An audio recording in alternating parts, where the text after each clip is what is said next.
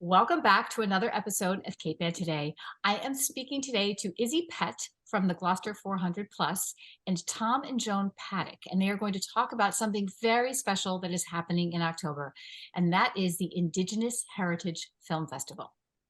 Izzy, I want to start with you because you are a member of the very hardworking Gloucester 400 Plus team.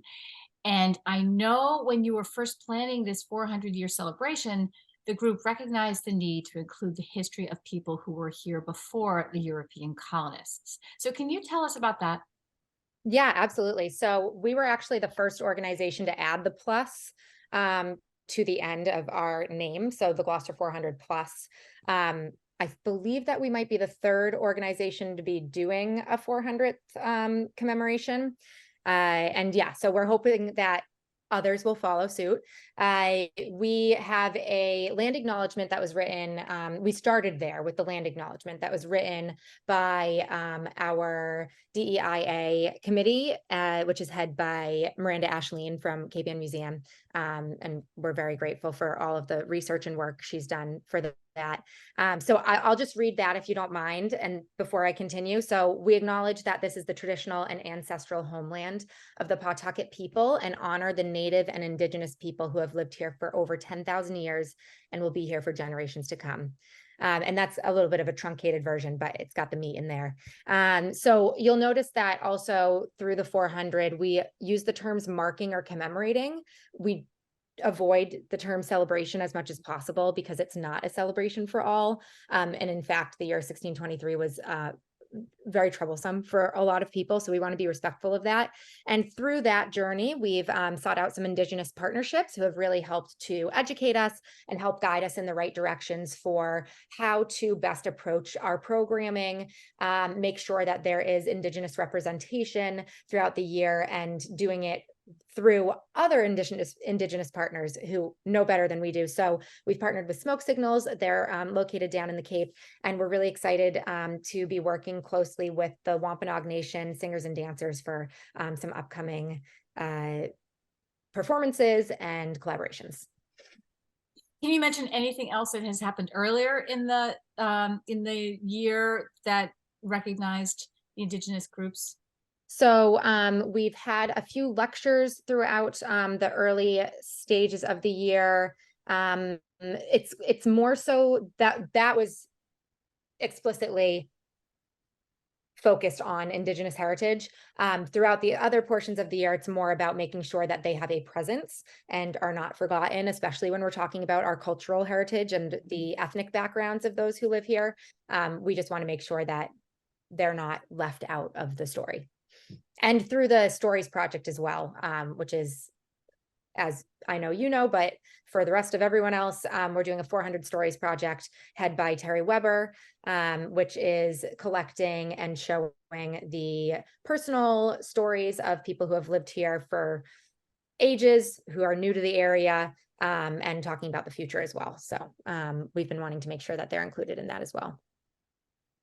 Well, I will be more careful about making sure I don't use the word celebrate. It's hard. It's hard because we do, we will be celebrating the Indigenous culture in the film festival throughout that whole week, and throughout our Celebration of Place Festival, which is the 2 days leading into the film festival week. So, sometimes we are celebrating, but for the umbrella terms, we like to use marking and commemorating. Well, let's get into the film festival.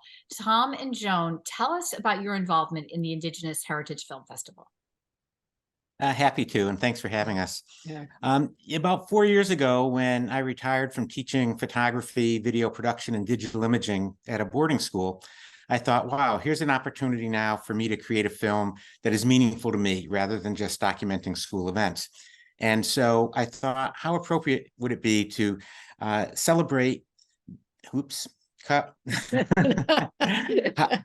appropriate would it be to recognize and honor the history of the people who were here before colonization? So I thought it would be great to make a short 5 to 10 minute film that would be geared towards elementary and middle school students about what life was like for Indigenous people in Cape Ann and the region prior to colonization. And I thought, well, of course, it'd be really important to do a film like this to have some Indigenous collaborators. And so we started doing research, watching films that had been produced, and found that there weren't very many films actually about New England Indigenous people. And so we proceeded to, continue to do research, continue to try to put together a team that could support us in this effort. And it was really difficult because, COVID hit and people were reluctant to join in with people they didn't know. And so we're getting pretty close to putting this project on hold, thinking that, well, maybe the timing just is not right. And Joan saw in the Gloucester Times last year that they were looking for events that would celebrate the 400 plus aspect of Gloucester's history. And we were more than happy to celebrate the plus in the Gloucester 400. So, I looked at Tom, we had done a ton of research. We had spent COVID watching films, and we had quite a bank to choose from. And I said, why don't we just do a film festival? Because we've been to a lot of film festivals and we enjoy them. And I thought, well, that would be a nice solution for our interests and for the town. So that's when we started to put it together, just to, About a year ago. So I wrote up a proposal that I submitted to Izzy and the Gloucester 400 Plus Committee, and they enthusiastically responded, yes, this sounds like a great addition to our programming, and why don't you move forward with it? They provided initial startup money so that we could begin to tie all the pieces together, and it just kind of morphed. We got more and more support. We wrote some grants because we wanted it to be really accessible. We wanted our entire community to be able to participate. And so we thought early on, let's make this a free festival. Let's find the funding to enable that to happen. And we were successful through a variety of community grants, small businesses, individuals. And so we've been able to finance this. So it's a 100% free event. And we're thrilled that venues in Cape Ann, Gloucester and Rockport were very supportive also. So we're showing films at Gloucester High School because of the great amount of parking and seating capacity. We're showing at the Rose Baker Senior Center because we want to invite the senior community. We are showing films at Gloucester Stage in Gloucester, Shaolin Lou in Rockport, and Cape Ann Community Cinema, which has just recently reopened. So we got really good support all the way around, and it just has come together very beautifully for us. And it allows us to support small businesses and larger businesses in the community. So it's really been a win-win for us, and we hope everyone else who attends. We're also really excited that we just on Friday were able to secure the services of an American Sign Language interpreter who will come to our closing ceremony. We have 10 film professionals, 7 of whom are Indigenous, and the other 3 have worked on Indigenous films, who are going to be speaking and doing talkbacks after the screening of their films. So we have 5 different sessions with community talkback options, and we thought how great to have a sign language interpreter so the deaf and hard of hearing community could also participate in a Q&A with filmmakers. And so we're really excited to have that available on our closing event on Saturday the 14th. And we also have, realizing we wanted to appeal to students and young families, 2 events that are specifically geared towards family-friendly films. All films that would be suitable for all ages, for those young at heart and those young in years. So the opening events on Saturday, the 14th, and on Monday, our opening day, the 9th, will be featuring all films that are suited to all ages. So it runs from the 9th to the 14th. So we're talking Right. Yeah. So the 14th is our closing day. Yeah. And we have films all day, well, starting at 1 o'clock on Monday because it's a holiday. So they'll run in like 2-hour increments from 1 to 3, from 3 to 5. Yeah. Yeah. And so on into the evening. But the other nights Tuesday, Wednesday, and Thursday nights, we have films in venues starting at 7 o'clock. okay. And we're really excited. I'm sorry. You go. Sorry, Tom. I'm reading your, I'm looking at your poster while we're talking. Hey, we're looking at it too. We're really excited that every day of the festival, except one, we have multiple screenings in multiple venues. Some are large, some are small. We wanted this to be a diverse collection of films because Indigenous heritage is very diverse. And so we have everything from documentaries talking about sustainable farming practices and agriculture. We have films that are mysteries, Tony Hillerman inspired mysteries from the Southwest. We have films from Canada, Hawaii, and we actually are very excited to be showing a film created in Massachusetts about a Massachusetts Indigenous person, a young man growing up in two cultures, growing up as an American citizen and as a member of the Nipmuc community. And that film is Anoki, which we'll be featuring on Friday evening at Gloucester High School. And we're really excited at the diversity of the offerings that we have. Yeah, so every day, just to repeat what you're saying, there are sometimes there are 6 showings and sometimes there are 3, and they're at the Asterix event showings have speaking discussions afterwards. So it's really a vibrant selection of work. It really is. Yeah, I look at the showings where we have 3 options in one night, and it's like, I've already seen them all. And it's like, oh, I want to be at this one. I want to be at that one. I mean, it's pretty amazing, I think. But we didn't want to be heavy-handed, and we want this to be educational and entertaining. But we do want, hopefully by exposure to different ideas, we can open some minds and open hearts to really, give the presence and give the voice that should be shown. So we went through methodically and really were very thoughtful, I think, in terms of selecting the movies, and got feedback from different people. And we have one that, some that show up on every list that you research about what significant films would you include in a Indigenous Film Festival. And so we're really lucky, I think, with the screen rights that we've been able to achieve. There have been some movies we wanted to show, but we couldn't get the rights to them. But I think our menu of options is great. So thank you. I'm really excited also that right from the start, we were able to find some Indigenous collaborators. Smoke Signals, Wampanoag marketing group that 400 has been working with, Nolan-Becca Project in central Massachusetts, Connecticut River Valley. They've been very supportive. And so we were conscious to get approval, if you will, that the films we wanted to show were considered appropriate by the Indigenous community. Since we want to honor the Indigenous heritage of our community, we thought it was crucial to make sure that they also embraced and felt that the films we were showing were atypical in the sense that they were not stereotyping in the traditional sense. Our closing film, Real Injun, is actually a great overview of the portrayal of Indigenous people in America, starting in the 1930s with an early black and white film, going all the way through contemporary films. And Neil Diamond, not the musician, but the Cree filmmaker from Canada, has agreed to come to our closing ceremony. And his film, he won Best Director the year the film was produced.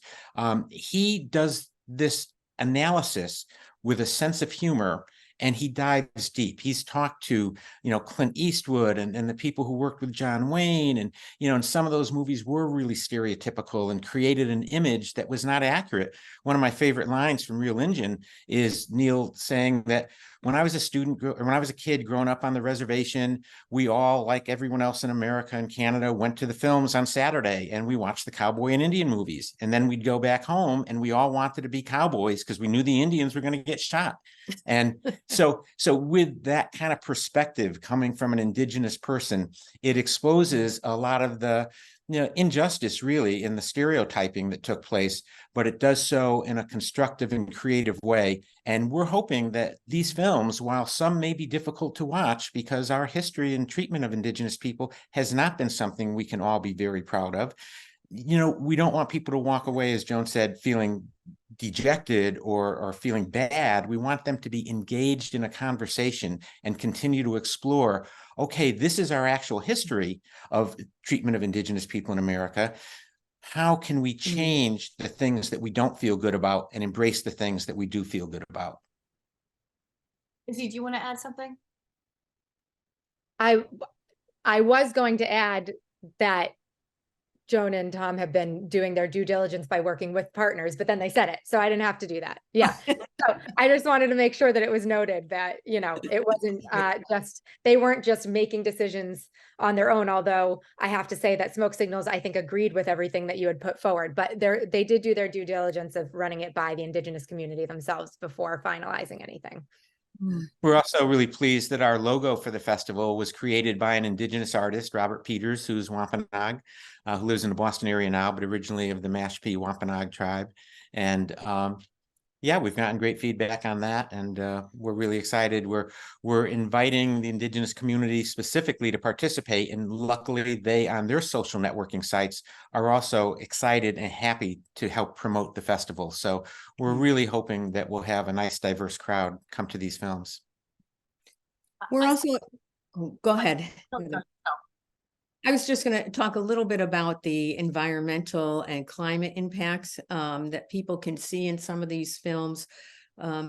You know, it's just amazing that, you know, Gloucester or Cape Ann, whether it's 70 miles of coastline and all the feeder biological systems that feed into that with the marshes and rivers and forests, you know, we're sustainable for 10,000 years plus before English settlement. And then with the introduction of clearing and forestry and just the push west, I think we can go back as we look at some of the rejuvenation of some of the ancient techniques that people are practicing now or trying to reintroduce.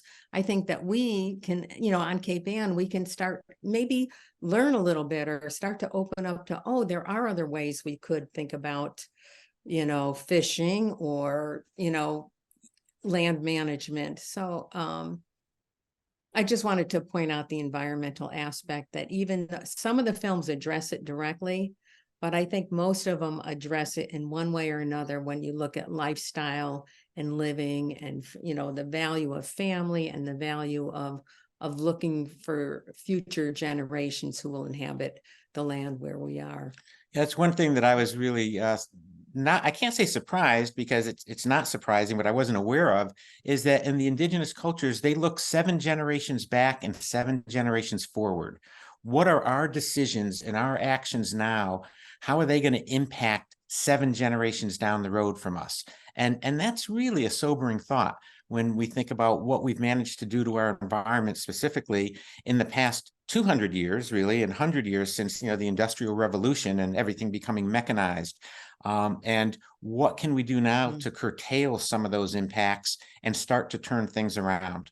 Obviously, climate change is a huge one, but also depletion of the soils through, you know, industrial farming and use of chemicals and pesticides and alternatives that are out there if we have the strength to embrace them and to realize that maybe our production will be a little bit less if we don't use all these chemical fertilizers, et cetera. But will our planet be here 7 generations from now so that our descendants can still thrive and enjoy living here on planet Earth? So I would love for you to present to the audience one film that is a great film for a family to go see, and maybe one film that's great for a teenager to go see, and one for all of us. Could you just identify 3? And you can just do it quickly. What would be a great family film to pick up? Well, first, I think, well, there are 2 that are actually going to be showing. One is called Historical Perspectives from the Wigwam. And that was a film created by Jennifer Lee and the Nolan Becca Project. Robbie Lepser is the filmmaker on that. And that actually takes place in a teepee. Jennifer brings some young people into a teepee and starts talking about the history of Indigenous people from the time of colonization all the way through contemporary times. And she does so in a beautiful, non-judgmental, but evaluative fashion. And she puts it into language that anyone can understand. And especially kids. Especially kids, but we're showing it at the senior center because the content is so accessible and beautifully done.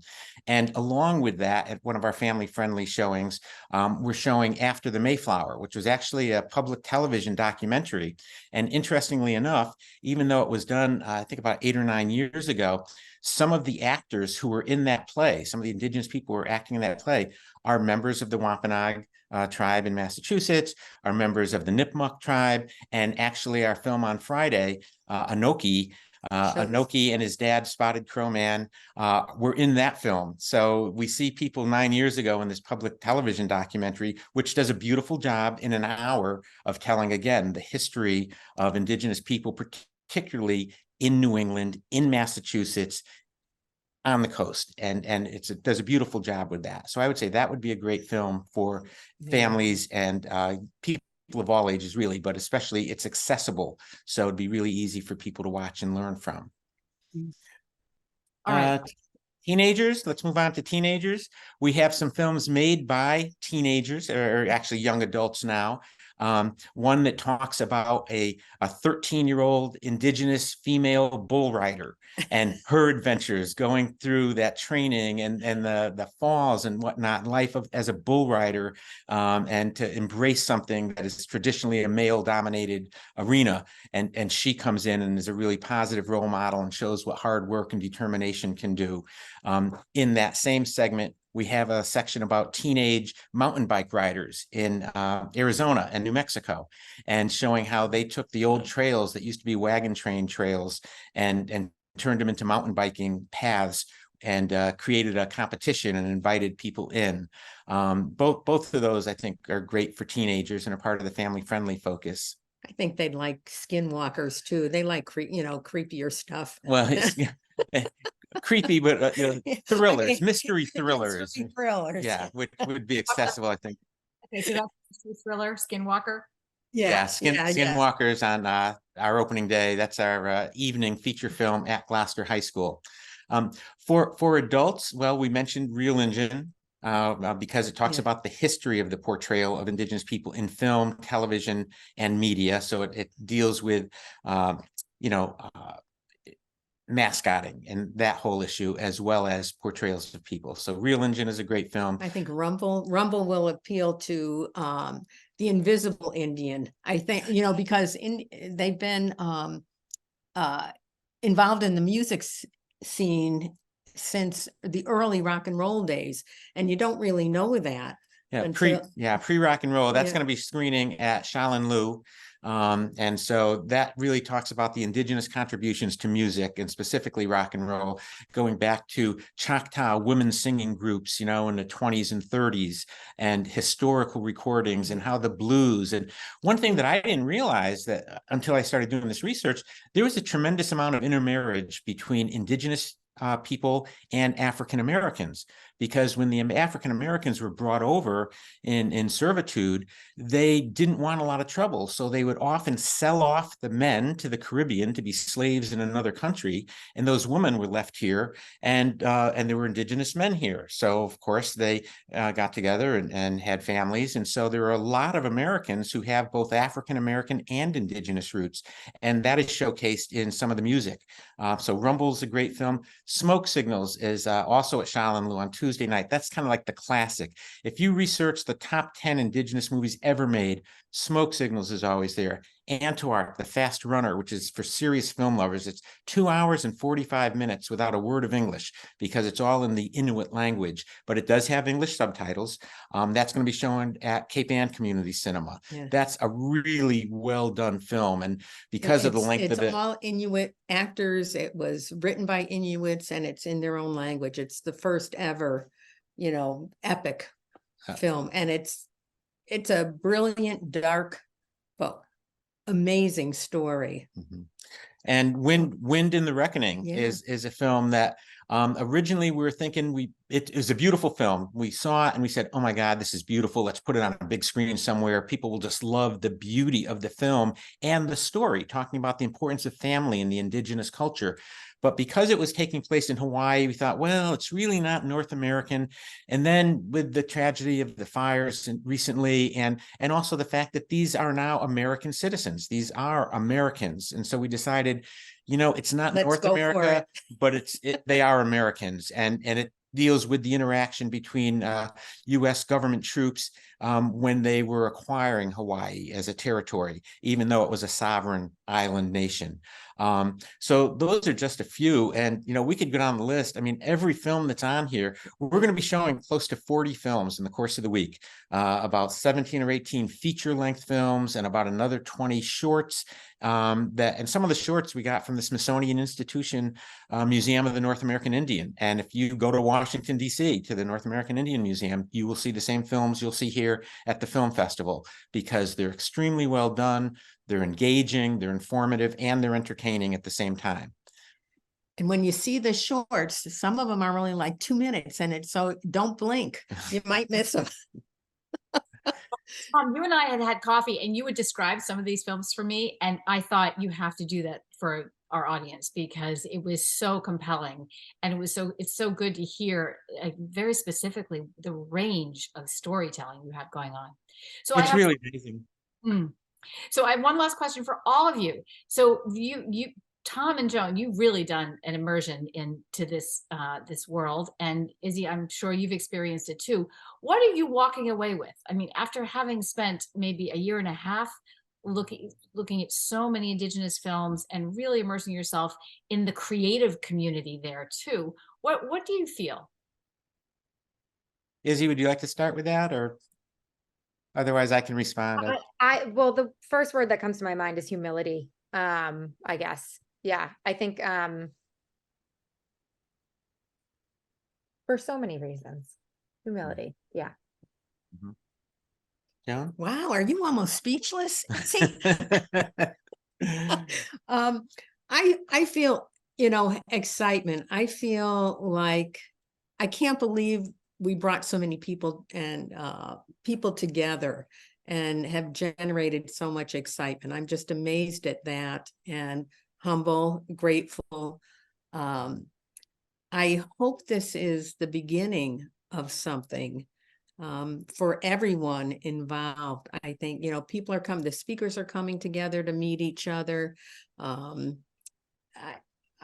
don't know where it's going to go, but I think it's all going somewhere important. Mm-hmm. So I'm really grateful, and I can't wait to see what our next project is going to be. I'm also, humbled with the significance of the information that we've gleaned from watching these films, and how diverse they are, and how many aha moments I've had in the last year watching these films. And I'm just really excited at the opportunity to engage, educate, and entertain our community. I mean, that's what it's really all about, those three words. And the support from the community has been amazing. And I just would like to make sure people realize that while every screening is free, some of our venues are not large. We're showing films in 24-seat theaters, 36-seat theaters, 110-seat theaters. So on the website, which Izzy has done an amazing job putting together, it's part of the Gloucester 400 website, we have our own set of pages with our schedule. And if you click on name of a film on the schedule, it will take you to a page about that film. It'll give you a written description of what the film is about. And on all our feature films, it also has a link to a trailer. So if you're like Joan looking at, well, I'm free Thursday, what of these 3 films do I want to watch? You can watch the trailers, you can read about them, and then decide, wow, this is the one that I want to see. Once you decide, I encourage people to make their reservations online free. All of our posters have a barcode. All of our information that is distributed has a QR code so that you could get a link direct. And you can go to the Gloucester 400 website. And if you go to events, you'll be able to find us by searching film festivals. And there's just so much information that even if you didn't go to a single film, just watching these trailers and reading about them would provide, I think, a real enlightening and enriching experience for anyone who takes the time to do so. That's wonderful. I hope the website stays up after the Indigenous Film Festival, because that would be really valuable. Well, all right. So what's the website? What's the name of the website, Izzy? It's Gloucester. I always switch the MA and the 400. Gloucester MA 400.org. And if you go to the events calendar, you can find the listings for the film festival. And the website is currently planned to live in perpetuity. So if for some reason that changes, we'll make sure that the historical information is shifted elsewhere. Yeah. Oh, good. Well, thank you so much for all the work you've done. And I really look forward to seeing so many of these films. Great, Heather. We'll see you there. Yeah, we hope to see it at some screenings. And again, it's really humbling to see what a collaborative effort this has been. Yeah, and So many people, Stan Franzine, Rob Newton, Joan and I, perhaps, and with Izzy provided the core, but a lot of people have been putting up posters, spreading the word amongst their friends and colleagues, making announcements at churches in the community. Because again, there's I think a real sense that the timing is really good now, that people in America are becoming more sensitive to our true history. And if we want to move beyond things that we're not proud of, we have to accept and embrace those conditions and circumstances and learn from our own history. And this is a great opportunity to do so in an easy, fun, and entertaining way. All right. Thank you. Thank you. Thank you all. Thanks.